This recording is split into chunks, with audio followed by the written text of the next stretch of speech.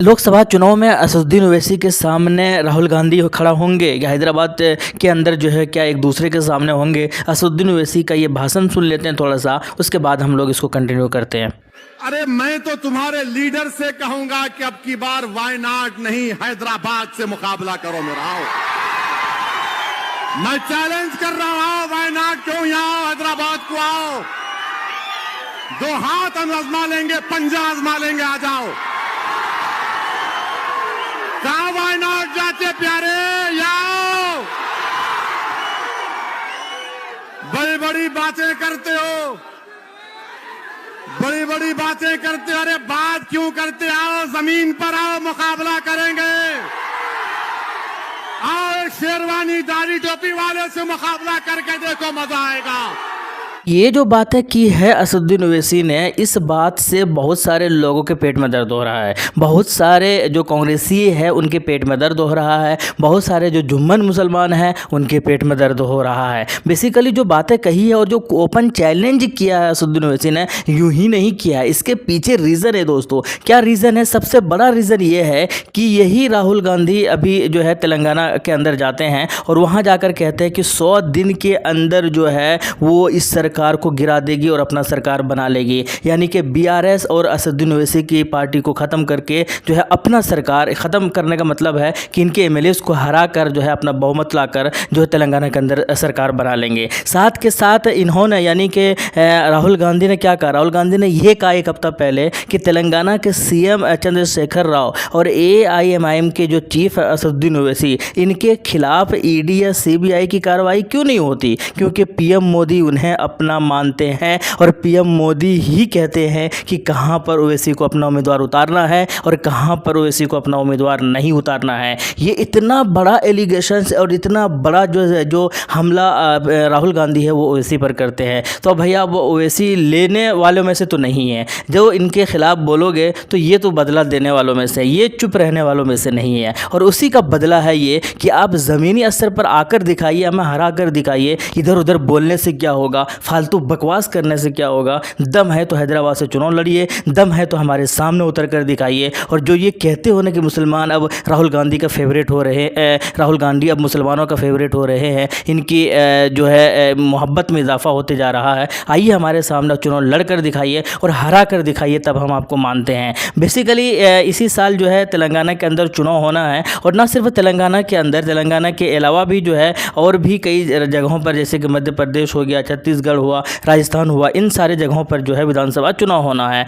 लेकिन जब 2018 के अंदर तेलंगाना में चुनाव हुआ था तो टोटल 119 जो विधानसभा सीट है यहाँ पर, और 119 में से जो है 88 सीट पर टीआरएस, जो अब नाम बदलकर बीआरएस हो गया है, भारत राष्ट्र समिति, उन्होंने जो है 88 सीट पर जीत हासिल करके जो है सरकार बनाई थी। उसके बाद कांग्रेस ने जो है 19 सीटों पर जीत हासिल की और एआईएमआईएम ने 7 सीटों पर जीत हासिल की, टीडीपी को 2 सीटों पर और भाजपा और एआईएफबी को 1-1 सीट हासिल हुई थी। अब मज़े की बात यह है, अगर लोकसभा की बात की जाए तेलंगाना की, तो 17 लोकसभा सीट में से बीआरएस के पास 9 लोकसभा सीट है, 9 एमपी है, भाजपा के पास 4 है, कांग्रेस के पास 3 है और एआईएमआईएम के पास 1 सीट खुद है असदुद्दीन ओवैसी। अब ये बातें हुई इसलिए है, और असदुद्दीन ओवैसी ने खुलकर कहा अपने भाषण के अंदर कि जहाँ जहाँ पर तेलंगाना के अंदर चुनाव होगा और जहाँ जहाँ एआईएमआईएम के उम्मीदवार होंगे तो आप सबको एआईएमआईएम के उम्मीदवार को ही सपोर्ट करना है, उनको ही वोट देना है। और जहाँ जहाँ पर एमआईएम के उम्मीदवार नहीं होंगे तो फिर मामू जान को वोट देने हैं। तो मामू जान कौन है? वो चंद्रशेखर राव की बात कर रहे हैं, वो केसीआर की बात कर रहे हैं,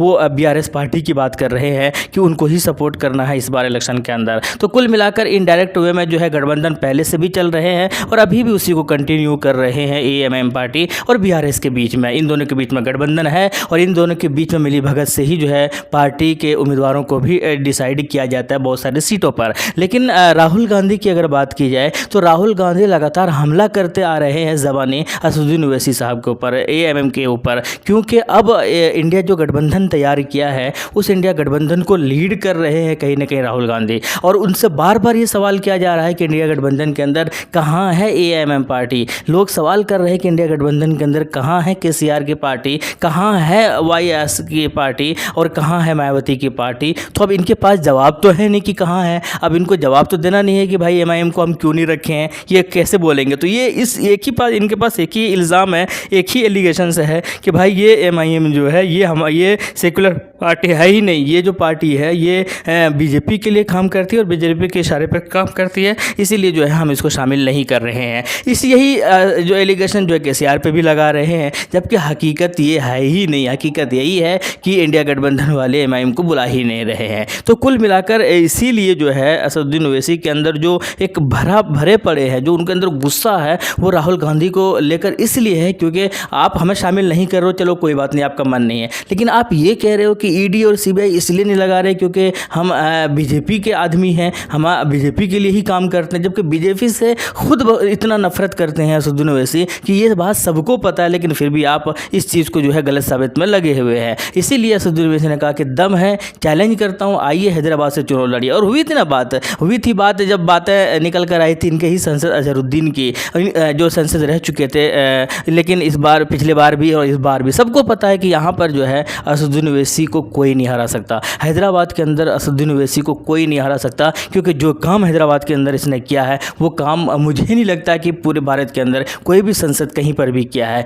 24 घंटा और सालों साल हर दिन जो है ये सेवा करते रहते हैं। हर दिन जो है ये कहते हैं कि ये जो इलेक्शन के टाइम ये पार्टी सेवा नहीं करती है, ये जो संसद है ये इलेक्शन के टाइम खिदमत करके वोट को अपने पाले में करने वाले नहीं है। ये सालों साल जो है मेहनत करते हैं, सालों साल जो है खिदमत करते हैं लोगों की। इसीलिए हैदराबाद के दिल के अंदर जो है, हैदराबाद के लोगों के दिल के अंदर जो है ये साहब बसते हैं। तो इसीलिए ये गुस्सा है और ये जायज़ भी है। असदुद्दीन ओवैसी की गुस्सा बिल्कुल जायज़ है, मैं एग्री करता हूँ। और जो है असदुद्दीन ओवैसी का जो चैलेंज है वो बिल्कुल सही है। दम है तो लड़िए भाई। आपने पिछले बार 2 जगह से चुनाव लड़ा था ना, अमेठी से लड़ा था, जो है आपका क्या हुआ, हार गए ना वहाँ पर। वो तो खैर केरल की अगर बात की जाए तो मुसलमानों ने सपोर्ट किया, जो कि आप जीत भी गए। तो असदुद्दीन ओवैसी का वो चैलेंज मुझे तो ठीक लगा पर्सनली। बाकी आपको कैसा लगा कमेंट बॉक्स में ज़रूर बताइएगा। शुक्रिया, जय हिंद, लव यू।